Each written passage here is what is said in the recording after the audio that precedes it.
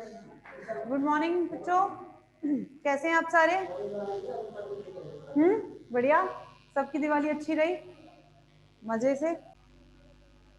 हमारी coordinator ma'am काफी परेशान हो रही हैं आज। हाँ मैडम, क्यों हो रहे हो? चलिए, तो लास्ट हम लोगों ने क्लास कहाँ खत्म करी थी बच्चों आपकी? Can you please remind me?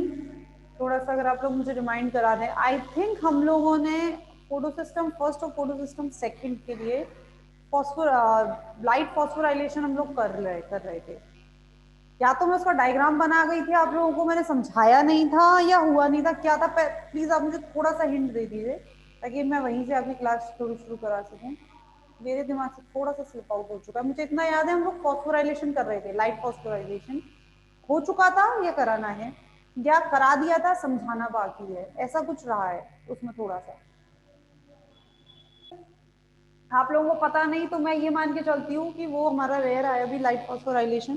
क्योंकि अगर आप जो बच्चे अभी जुड़े हुए हैं इन्होंने लाइट फॉस्फोराइलेशन नहीं पढ़ा है, दैट मीन्स कि आपके लिए तो हुआ ही नहीं है, तो वहां से कर लें। ठीक है, हम लोग पढ़ रहे हैं प्रकाशीय फॉस्फोराइलेशन, प्रकाशिक फॉस्फोराइलेशन। ठीक है,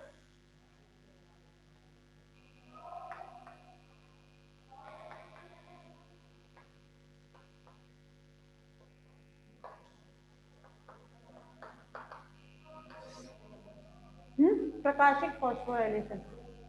प्रकाशिक फॉस्फोराइलेशन में फोटो सिस्टम फर्स्ट और फोटो सिस्टम सेकंड। सबसे पहले बात करते हैं हम फोटो सिस्टम फर्स्ट की, कि फोटो सिस्टम फर्स्ट कैसे कार्य करता है।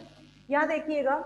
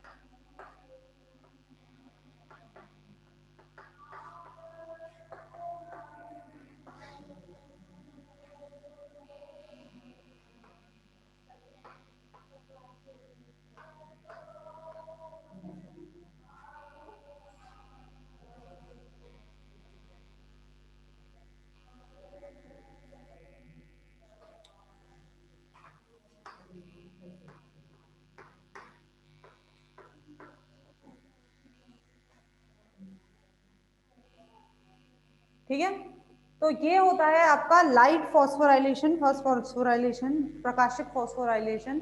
ये बात मैं आपसे पहले भी कर चुकी हूँ कि जो फोटोसिंथेसिस, जो प्रकाश संश्लेषण होता है, ये दो प्रकार का होता है, जिसके अंदर आपका प्रकाशिक और अप्रकाशिक दोनों आते हैं। ठीक है, जिसके अंदर आपके प्रकाशिक और अप्रकाशिक यानी कि लाइट रिएक्शन और डार्क रिएक्शन दोनों प्रकार की अभिक्रियाएं इसके अंदर होती हैं।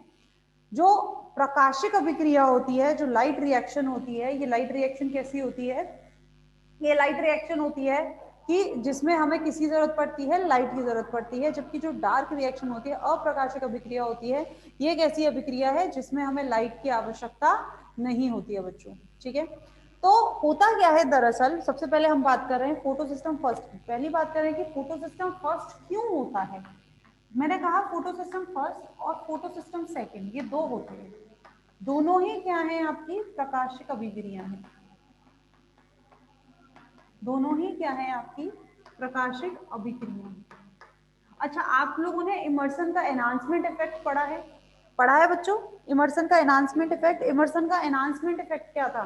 जो इमर्सन का प्रभाव मैंने आपको बताया था, एक मैंने बताया था लाल प्रभाव, जिसमें रेड ड्रॉप इफेक्ट हमने पढ़ा था।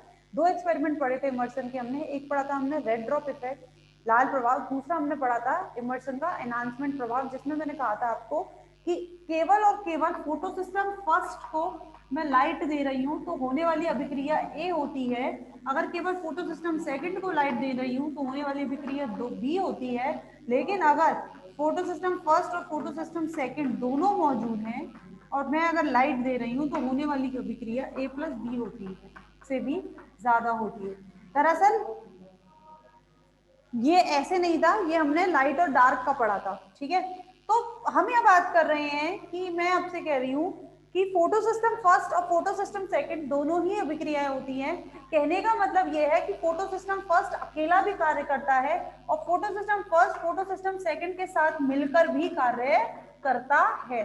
तो फोटो सिस्टम फर्स्ट और फोटो सिस्टम सेकंड जब होता है इसी टाइम पर तो H2O का यानी कि पानी का अपघटन होता है। इसी टाइम पर जब फोटो सिस्टम फर्स्ट और फोटो सिस्टम सेकंड दोनों होते हैं उसी टाइम पर तो किसका H2O का जल का अपघटन होता है।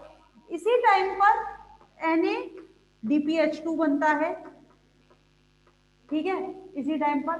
तो मैं ये कह रही हूं कि जब सब काम इसमें हो रहे हैं तो खाली फोटो सिस्टम फर्स्ट एक क्रिया करवाने की क्या जरूरत होती है, उसकी बात मैं यहाँ करूंगी।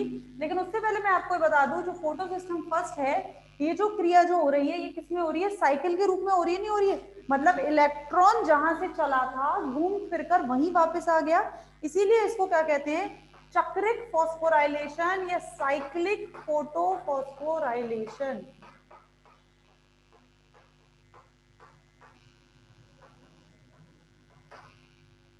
आ रही है बात समझ बच्चों। ये जो फॉस्फोराइलेशन आप देख रहे हैं, इलेक्ट्रॉन जहां से चला था वहीं वापस आ गया, इसको बोलते हैं हम साइक्लिक फोटोफॉस्फोराइलेशन या फिर चक्रिक फोटोफॉस्फोराइलेशन। क्लियर है, ठीक है।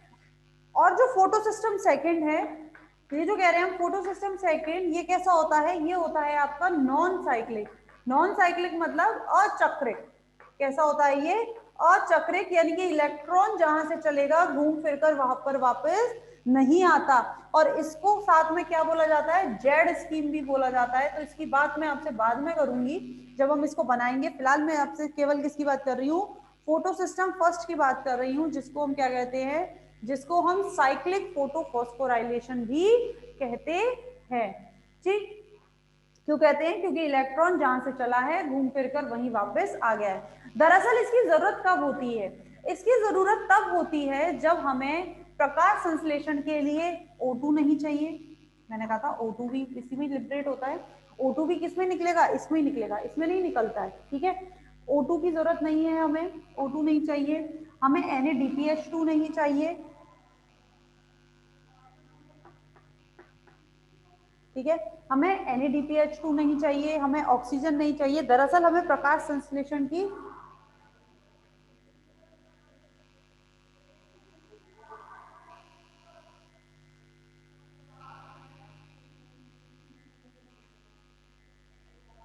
हमें प्रकाश संश्लेषण की आवश्यकता, प्रकाश संश्लेषण के लिए क्रिया करने की आवश्यकता हमें नहीं है। हमें किस चीज की जरूरत है, हमें जरूरत है केवल और केवल एटीपी की जरूरत है। किस चीज की जरूरत है, हमें केवल और केवल एटीपी की जरूरत है। और एटीपी की जरूरत हमें क्या किस लिए होती है, एटीपी की जरूरत हमें और किसके लिए होती है, एटीपी की जरूरत हमें बाकी की क्रियाओं के लिए होती है, ठीक है। एटीपी की जरूरत हमें किस और किसी क्रियाओं के लिए होती है, हमें पता है हमारे शरीर में या पादप के शरीर में, हम पादप की बात कर रहे हैं यहाँ पर, तो पादप के शरीर में एटीपी की और चीजों के लिए आवश्यकता है, यानी श्वसन के लिए उसको एटीपी जरूरत चाहिए, बाकी के अपने और कार्य करने के लिए उसको एटीपी चाहिए। तो दरअसल उसे एटीपी चाहिए, प्रकाश संश्लेषण के लिए नहीं चाहिए उसे कि प्रकाश संश्लेषण करना है इसलिए मुझे एटीपी बनाना है, उन चीजों के लिए नहीं चाहिए उसको, अपने लिए एटीपी चाहिए, अपने बाकी के कार्य को करने के लिए पादप को क्या चाहिए, एटीपी चाहिए। तो उस समय में उसमें क्या मिलता है आपको, चक्रिक फोटोफॉस्फोराइलेशन, साइक्लिक फोटोफॉस्फोराइलेशन मिलता है। और साइक्लिक फोटोफॉस्फोराइलेशन क्या कब होता है आपका, एक P700, मैंने आपको बताया था फोटो सिस्टम फर्स्ट जो होता है वो P700 का मतलब क्या है, ये लाल प्रकाश या उससे अधिक प्रकाश को एब्जॉर्ब करता है, ठीक है। हम ज्यादातर बात करते हैं इसमें लाल प्रकाश की, किसको एब्जॉर्ब करता है, या लाल प्रकाश को। तो दरअसल होता क्या है, अब इसके इस साइकिल की बात कर लेते हैं। इस साइकिल में होता क्या है, इसको क्या दी है, लाइट दी है, ठीक है। लाइट देने के बाद इसके जो इलेक्ट्रॉन है, भाई इलेक्ट्रॉन इस तरह से होते तो लाइट मिलने के बाद वो क्या हो जाएंगे आपके, एब्जॉर्ब करने के बाद वो आपके उत्तेजित हो जाएंगे, उत्तेजित होने के बाद वो क्या चले जाएंगे, हाई एनर्जी लेवल पर, उच्च एनर्जी लेवल पर चले जाएंगे। तो मैं ये कहती हूँ P700 क्या हो गया, खुद अपचयित हो गया, इसका क्या हो गया, रिडक्शन हो गया है, हुआ है कि नहीं हुआ है, इसका इलेक्ट्रॉन हाई एनर्जी लेवल पर चला गया है। अब इसका इलेक्ट्रॉन किसके पास जाता है, ये जो आप देख रहे हैं बच्चों, ये क्या है आपका क्लोरोफिल ए, और क्लोरोफिल ए क्या होता है, क्लोरोफिल होता है, ए होता है आपका रिएक्शन सेंटर, अभिक्रिया केंद्र। क्लोरोफिल ए क्या होता है आपका, अभिक्रिया केंद्र, रिएक्शन सेंटर, जहां अभिक्रिया होती है। तो पहले किसने लिया, P700 ने, जो लाइट एब्जॉर्ब करता है, जो प्रकाश का अवशोषण करता है। कौन सा प्रकाश इसने अवशोषित किया है, लाल प्रकाश इसने अवशोषित किया। अवशोषित करने के बाद इसका इलेक्ट्रॉन क्या हो गया है, उत्तेजित हो गया है, और इलेक्ट्रॉन के उत्तेजित होने के बाद वो किस पर गया है आपका, क्लोरोफिल मॉलिक्यूल पर, क्लोरोफिल ए पर। ठीक है, क्लोरोफिल ए क्या है आपका, अभिक्रिया केंद्र है। तो दरअसल क्या है, इलेक्ट्रॉन उत्तेजित होकर इसके पास गया। अब ये इलेक्ट्रॉन कहाँ गया, ये जो A1 A2 A3 मैंने आपको दिए हैं, ये दरअसल इसके रिएक्शन है। मैं आपको कंफर्मेशन जो हम कहते हैं किसी एक का, जैसे कि ऑक्सीजन है तो हम कहते हैं ऑक्सीजन O+ में, O- में मिल जाता है, ऑक्सीजन O2- में मिल जाता है, ऑक्सीजन O3- में मिल जाता है, मिलता ही नहीं मिलता है, मिलता है ना। तो ये क्या है, कंफर्मेशन है। ऐसे ही ये तीन क्या है, इसकी स्टेज है, किसकी, क्लोरोफिल ए की, A1 A2 और A3, जिसमें से जो A2 स्टेज जो होती है ये आयरन सल्फर प्रोटीन होती है, यानी कि इसके अंदर आयरन और सल्फर प्रोटीन एक संकुल के रूप में मौजूद होते हैं, आयरन और सल्फर A2 में। तो इसलिए हम कहते हैं A2 क्या है, एक आयरन सल्फर प्रोटीन है। तो दरअसल होता क्या है, आप इसको शायद चाहो तो ऐसे भी लिख सकते हो, और चाहें तो हम इसको ऐसे भी लिख सकते हैं, कोई गलत नहीं है।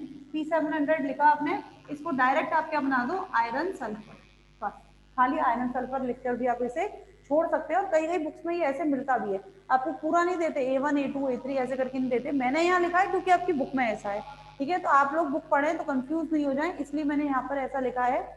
लेकिन P700 से कहाँ पर, आयरन सल्फर पर, तो वही है P700। लाइट मिली इसको, लाइट मिलने के बाद ये कहाँ चला गया आपका, इसमें मौजूद इलेक्ट्रॉन क्या हो गया, उत्तेजित हो गया। उत्तेजित होने के बाद A1, A1 से A2, A2 से A3, ठीक है। A2 क्या है, आयरन सल्फर, ठीक है बच्चों। चलिए, A1 A2 और A3, अब यहाँ से ये इलेक्ट्रॉन A1 से A2, A2 से A3, A3 से कहाँ चला जाता है, फेरेडॉक्सिन के पास। A2 से कहाँ चला, A3 से कहाँ चला जाता है, फेरेडॉक्सिन के पास। दरअसल होता क्या है बच्चों, चाहे आपका चक्रिक फॉस्फोराइलेशन है, चाहे आपका चक्रिक फॉस्फोराइलेशन यानी कि फोटो सिस्टम फर्स्ट है, फोटो सिस्टम सेकंड है, फोटो सिस्टम सेकंड जो आपका अचक्रिक फॉस्फोराइलेशन मैं कहती हूँ, जो अचक्रिक फॉस्फोराइलेशन है जिसमें आपका NADPH2 बनता है, उसके अंदर आपका फोटो सिस्टम फर्स्ट और फोटो सिस्टम सेकंड दोनों होते हैं। जो आपका अचक्रिक फोटो फॉस्फोराइलेशन हम बात कर रहे हैं, इसके अंदर आपका फोटो सिस्टम फर्स्ट और फोटो सिस्टम सेकंड दोनों होते हैं।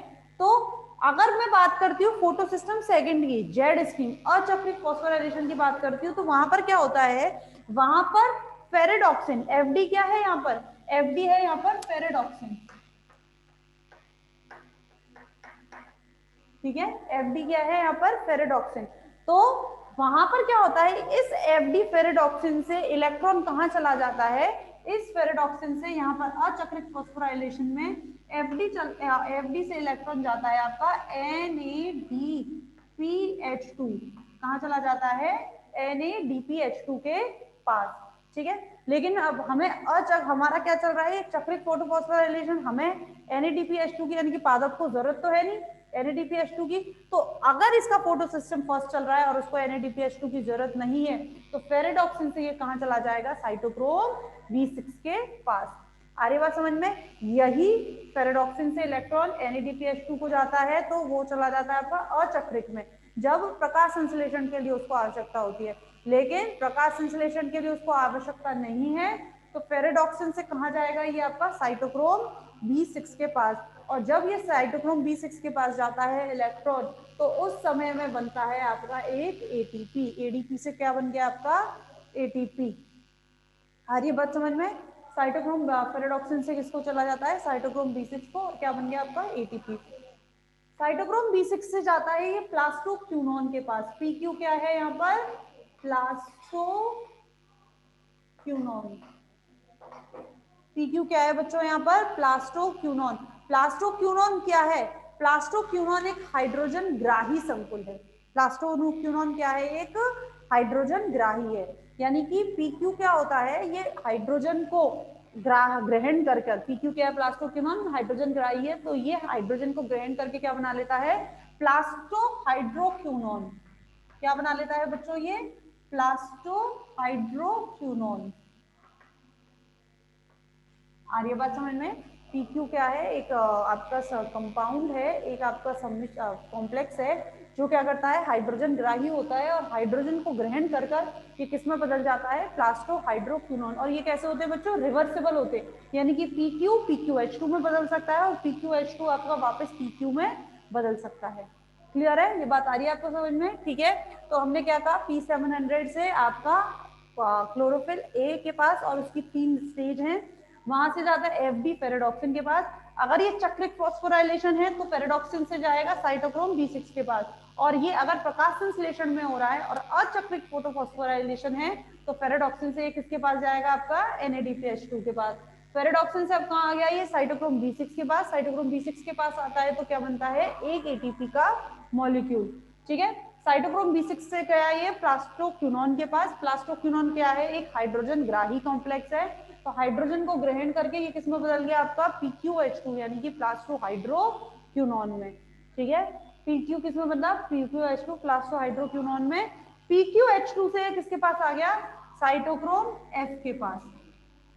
PQH2 से किसके पास आ गया बच्चों, साइटोक्रोम F के पास। और साइटोक्रोम F के पास जब ये जाता है तब यहाँ पर वापस किसमें क्या बन जाता है, एक ATP मॉलिक्यूल। क्या बन गया, एक ATP मॉलिक्यूल। एक ATP यहाँ बन गया और एक ATP यहाँ बन गया, जब कब, प्लास्टो हाइड्रोक्विनोन से कहाँ आ गया आपका, साइटोक्रोम F के पास। और साइटोक्रोम F से जाता है प्लास्टोसाइनिन के पास। अब प्लास्टोसाइनिन के बारे में 2-4 बातें हम यहाँ देख रहे हैं।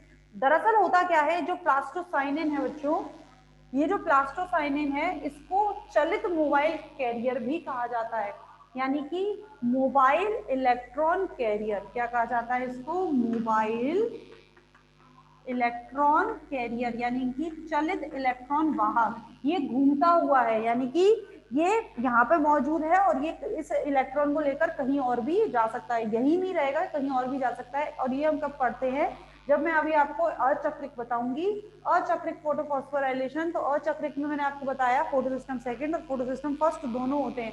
तो फोटो सिस्टम सेकंड की जितनी भी रिएक्शन है या फोटो सिस्टम सेकंड है, उस फोटो सिस्टम सेकंड को फोटो सिस्टम फर्स्ट से कनेक्ट करने का, बीच में जो कनेक्टर की तरह कौन काम करता है, प्लास्टोसाइनिन। यानी कि फोटो सिस्टम सेकंड से इलेक्ट्रॉन को लेकर ये किसको देता है, फोटो सिस्टम फर्स्ट को देता है। आ रही है बात समझ में, किसको देगा, ये फोटो सिस्टम फर्स्ट को देगा। तो ये किसकी तरह काम करता है, ये है एक इंटरमीडिएट। किसकी तरह काम करता है, प्लास्टोसाइनिन एक इंटरमीडिएट की तरह कार्य करता है। आ रही है बात समझ में? ठीक है, क्या है ये, चलित electron carrier plastocyanin. Cytochrome F से किसके पास आया, प्लास्टोसाइनिन के पास। और प्लास्टोसाइनिन से किसके पास आ गया वापस, ये P700। ठीक है, वापस से P700 के पास आ गया। ठीक है, तो ये क्या हुआ, जहां से चला था वहीं वापस आ गया, तो इसलिए हम कहते हैं इसको चक्रिक फोटोफॉस्फोराइलेशन है।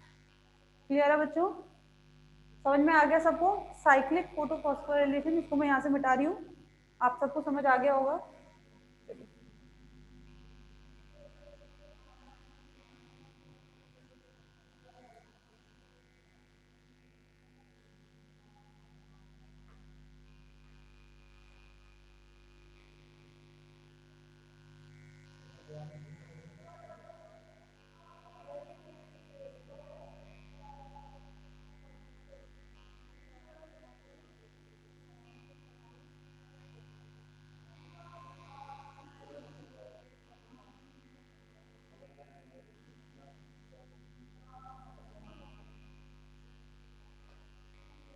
चलिए अब बात करते हैं किसकी, फोटो सिस्टम सेकंड की।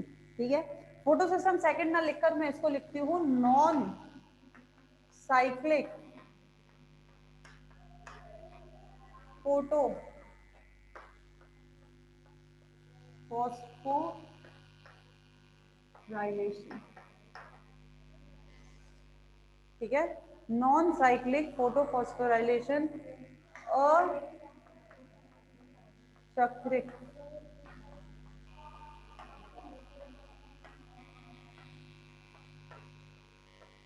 Photo phosphorylation. ठीक है, क्या है ये, अचक्रिक फोटो फॉस्फोराइलेशन। अब यहाँ देखिएगा ये क्या है, P680 एक रिएक्शन वो है आपका फोटो सिस्टम सेकंड का, जो आपकी लाइट को या फिर आपके प्रकाश को क्या करता है, एब्जॉर्ब करता है, अवशोषित करता है। P680 से किसके पास जाएगा, ये जाता है पियोफाइटिन। ठीक है, किसके पास गया है ये, पियोफाइटिन के पास। पियोफाइटिन से ये जाता है किसके पास, PQ, प्लास्टोक्यूनॉन। ठीक है, प्लास्टोक्यूनॉन से PQH2, प्लास्टोहाइड्रोक्यूनॉन।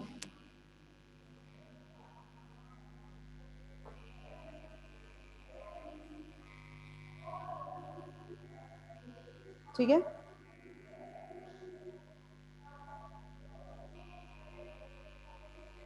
प्लास्टोहाइड्रोक्यूनॉन, इसको हम चाहें तो PQ के साथ PQH2 लिख सकते हैं, आप इसको लिख सकते हैं। यहाँ से जाता है, इसको इस तरह ना लिखकर, रुकिए इसमें, क्योंकि हमें इसे क्या बनाना है, जेड बनाना है। तो जेड कैसे बनेगा वो बात करते हैं।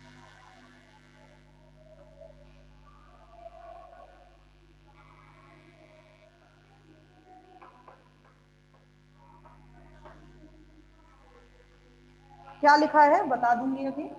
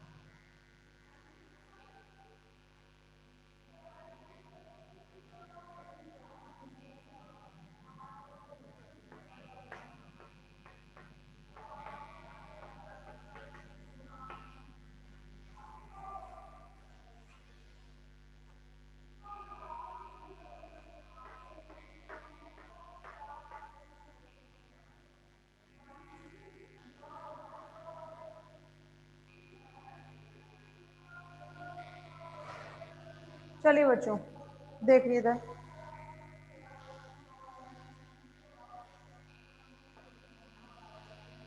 यहाँ हम बात कर रहे हैं किसकी, अचक्रिक फोटोफॉस्फोराइलेशन की बात कर रहे हैं।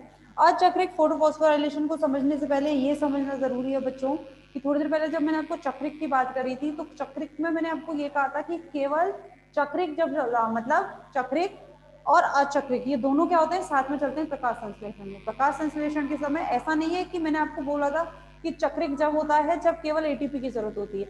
एटीपी की जरूरत क्योंकि हमें प्रकाश संश्लेषण में भी होती है, इसलिए चक्रिक वहां पर भी चलता है, लेकिन अचक्रिक नहीं चलता। लेकिन फिर भी चक्रिक चलता है कब, जब हमें केवल एटीपी की आवश्यकता होती है। जब प्रकाश संश्लेषण के लिए हमें प्रकाश संश्लेषण के लिए जरूरत नहीं है, उस समय में आपका अचक्रिक नहीं चलता है, यानी कि नॉन साइक्लिक नहीं चलेगा, लेकिन आपका चक्रिक चलता है। क्लियर? तो एक तो हमने देख लिया अपना चक्रिक। अब हम बात कर रहे हैं नॉन साइक्लिक फोटोफॉस्फोराइलेशन या अचक्रिक फोटोफॉस्फोराइलेशन की, और साथ में इसको जेड स्कीम भी कहा जाता है बच्चों। जेड स्कीम क्यों कहा जाता है? क्योंकि आप सब समझदार हैं, देखो इधर बन रहा है कि नहीं बन रहा, जेड बन रहा है ना, देखो 1 2 और 3 बना, तो इसलिए इसको क्या बोला जाता है, जेड स्कीम भी इसको बोला जाता है। इसीलिए मैंने पहले लिखने के बाद मिटाया था, क्यों? क्योंकि मुझे इसे जेड शेप में लाना था। कई बार बनाते वक्त हम क्या करते हैं, इसको जेड शेप में नहीं लाते हैं, ठीक है? तो क्योंकि हमें अगर समझना है इसको जेड स्कीम भी कहा जाता है, तो हम इसे इस तरह से हमें इसे बनाना जरूरी हो जाता है। चलिए, तो अब मैं बात कर रही थी P680 क्या है आपका रिएक्शन सेंटर, आपका यहाँ पर लाइट पड़ी इसको, ठीक है? इसको क्या मिली है? लाइट मिली है। अच्छा, लाइट इसको ना मिलकर, इसको तो मिलती है, साथ में जो इलेक्ट्रॉन आप यहाँ देख रहे हैं, ये जो इलेक्ट्रॉन आप यहाँ देख रहे हैं, ये इलेक्ट्रॉन कहाँ से आते हैं? ये इलेक्ट्रॉन आते हैं यहाँ से, ये देता है इन इलेक्ट्रॉन को, लाइट से भी मिलते हैं और यहाँ से भी इलेक्ट्रॉन मिलते हैं। इलेक्ट्रॉन मिलने पर P680 वापस वही क्या हो जाएगा, उत्तेजित हो जाएगा, जैसे P700 हुआ था। P680 उत्तेजित होगा, इलेक्ट्रॉन इसमें से निकलेगा, और निकलने के बाद अब इसके पास दो रास्ते हैं। दो रास्ते क्या? या तो प्लास्टोक्यूनॉन ले सकता है डायरेक्ट, या इसको कौन ले सकता है, फियोफाइटिन ले सकता है। दरअसल होता क्या है बच्चों, इसको फियोफाइटिन भी ले लेता है। इसका मतलब ये नहीं है कि प्लास्टोक्यूनॉन नहीं ले सकता। तो इसमें दो तरह के कैरियर होते हैं, या तो इलेक्ट्रॉन किसके पास जाए, फियोफाइटिन के पास जाए, या इलेक्ट्रॉन किसके पास जाए, आपका पीक्यू यानी कि प्लास्टोक्यूनॉन के पास जाए। इलेक्ट्रॉन फियोफाइटिन के पास जाता है, फियोफाइटिन से किसके पास, पीक्यू के पास, या फिर डायरेक्ट इलेक्ट्रॉन पीक्यू के पास। दोनों तरह से हो सकता है, ये जो प्रोसेस है दोनों तरह से हो सकती है, यानी कि डायरेक्ट फियोफाइटिन के पास गया, पहले फियोफाइटिन से प्लास्टोक्यूनॉन के पास जाएगा, या डायरेक्ट प्लास्टोक्यूनॉन के पास। वही बात पुरानी, प्लास्टोक्यूनॉन क्या है, एक हाइड्रोजन ग्राही है, इसलिए ये हाइड्रोजन से रिएक्ट करके किसको बना लेता है, PQH2 प्लास्टो हाइड्रोक्यूनॉन। PQH2 से ये इलेक्ट्रॉन कहाँ गया आपका, साइटोक्रोम B6 के पास, और साइटोक्रोम B6 के बाद ये किसके पास गया आपका, साइटोक्रोम F के पास, ठीक है? दरअसल ये जो B6 और F होते हैं ना बच्चों, एक चीज मैं आपको यहाँ बता दूं, ये दोनों समकुल में रहते हैं, कैसे, साइटोक्रोम B6F कॉम्प्लेक्स, इस तरह से।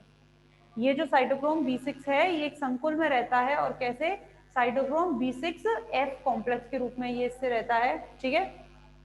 तो प्लास्टोक्यूनॉन, प्लास्टोक्यूनॉन से प्लास्टोहाइड्रोक्यूनॉन, प्लास्टोहाइड्रोक्यूनॉन से साइटोक्रोम B6, और साइटोक्रोम B6 से किसके पास, साइटोक्रोम F के पास। तो इस तरह से ये इलेक्ट्रॉन गति करता है, plastoquinone, plastohydroquinone, cytochrome B6, cytochrome F, cytochrome F, जब साइटोक्रोम B6 से ये साइटोक्रोम F के पास,